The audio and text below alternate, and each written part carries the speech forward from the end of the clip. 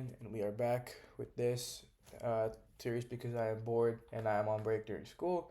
So, building upon that triangle rasterizer that I uploaded earlier, we have something a little bit new. And now you might be able to tell a little bit about what it is, but you're looking at it. But you can do a little bit more.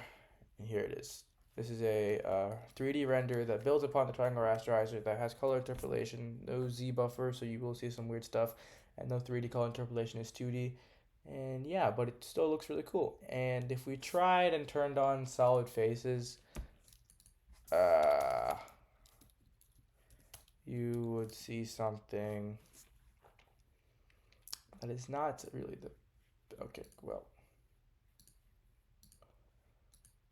yeah, because of and it just crashes because there's no Z buffer. So let's not do that, right? So you obviously. So how this works is you just.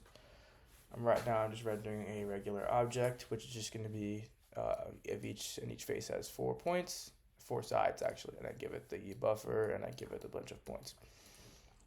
So yeah, that's essentially what it does. It's kind of cool. The render itself it doesn't. So there's a bunch of functions here, and these are the ones that actually are useful because these ones take in a buffer, not just a bunch of points.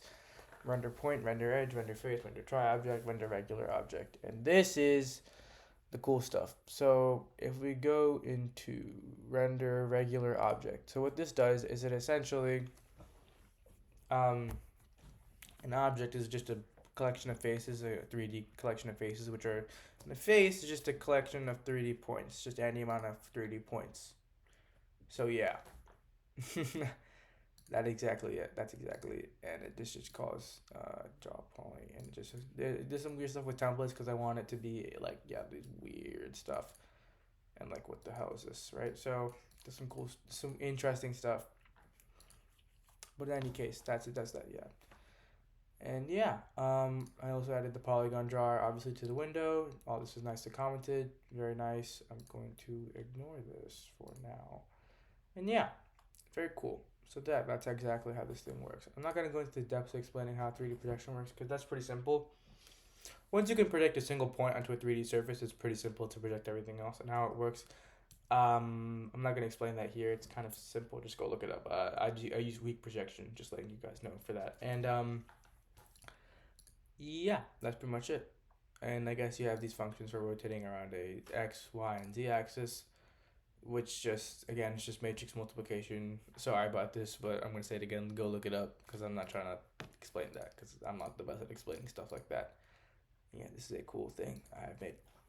Now, I am going to let you guys know that I'll be working on something kind of big for the next few weeks. I'm not gonna upload anything, though I really haven't so far, but it's something a little bit bigger.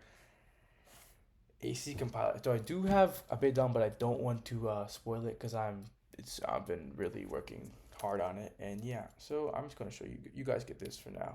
Okay, I'm just gonna. Right. That's not what I wanted to do.